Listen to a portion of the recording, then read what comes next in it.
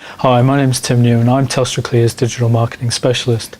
Today I'm going to be talking to you about social media and what to do when a crisis happens. Social media is an ideal way of dealing with a crisis that happens immediately. In the past, companies used to use media releases and use PR agencies to represent themselves. Now you have the power to represent yourself in a real-time, real situation.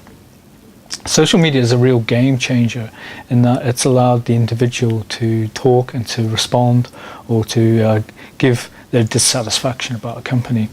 First thing to do is to have your tools set up, and this is something I'll talk about later on. Is with the tools, these tools will allow you to respond to any keywords that mention your company or the brand that you represent. So some good examples of tools are Hootsuite, Twitter Search, Google Alerts, Google News and Google Real Time. These are some free tools that you can utilize, and there's a few others called like Addictomatic. And if you really want to get serious, there are some really good metric tools like Nielsen Buzzmetrics, Radian6, etc. So within the crisis, the real key is speed and agility. So responding respectfully. Don't leave people hanging. If you have to answer a question at 11:30 at night, do so with the relevant information that they require. So within the crisis management, some of the key things that you need to do is you need to acknowledge the crisis. So if you feel, or if there is a valid point, if the company's in the wrong, do apologize. The second point is to use the correct platform. So if the crisis has happened on Twitter, respond on Twitter. If it's happening on Facebook, respond on Facebook. If it's happening on GeekZone, respond on GeekZone. Keep it within the community that the conversation is being where it's being talked about. The second thing is if your company or if your brand is at fault, recognize that and apologize. Go on an organic apologizing mechanism. Don't just copy and paste an apology by addressing the person who's complaining about it. So say, "Hi Steve, I'm sorry you feel that way. This is what we're doing about it. We apologize."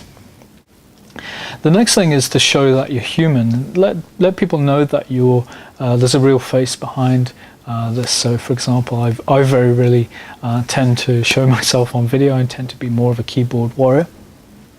So put a humanistic element behind any tweets or any Facebook posts. So by signing off as Tim, like I do, or sometimes I'll use the caret and TN just to show that there is somebody listening and there is somebody live behind the keyboard.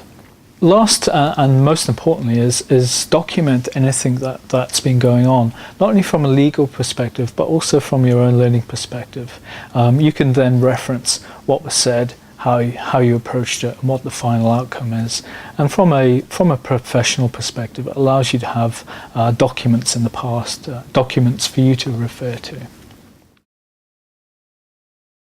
The first tool is Twitter Search. So the URL for that is search.twitter.com. The first thing you do is type in your company name or your brand names or any other keywords that you might represent. So here, for example, I've typed in Telstra Clear, and you can see down the side here all the keywords that have come up within Twitter Search. We use Hootsuite.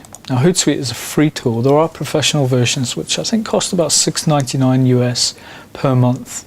They don't work on a per annum basis, they only work on a per month basis charged to your credit card. The basic free Hootsuite version, which I've got on screen here, you can see down the side here you've got the home feed. So this is all the noise and chatter that's going on with Twitter of the people you follow. This section here, how I've got it divided up, will show you the mentions. So these are people who are mentioning at Telstra Clear.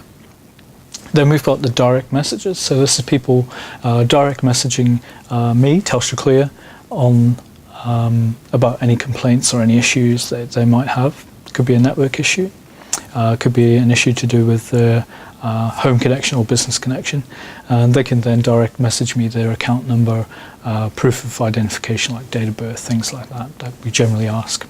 And then we've got the sent tweets here. The sent tweets is what we're saying and how we're saying it. Google Alerts is a really interesting tool from Google. It's a free tool. I do recommend that you do it. Enter your keywords, any brand names that you might have in here. So you can type in Telstra Clear, comma, Telstra-clear, ultra-fast broadband, any keywords of your brand that you might feel is important to you. And you can set the settings to have them on everything, so a broad search, or you can narrow it down to news, blogs, Google real-time, video, any discussions within forums or boards.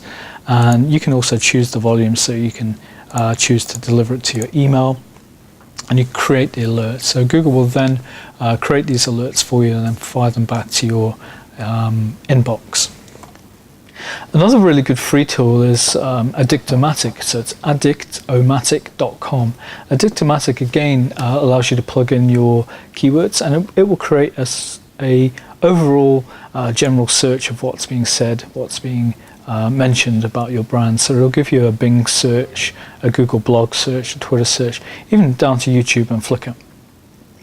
Thanks for listening to what I've had to say today. My name's Tim Newman. You can contact me directly on our Twitter channel. I'm always there. It seems 24/7 sometimes, at TelstraClearNZ. Thank you.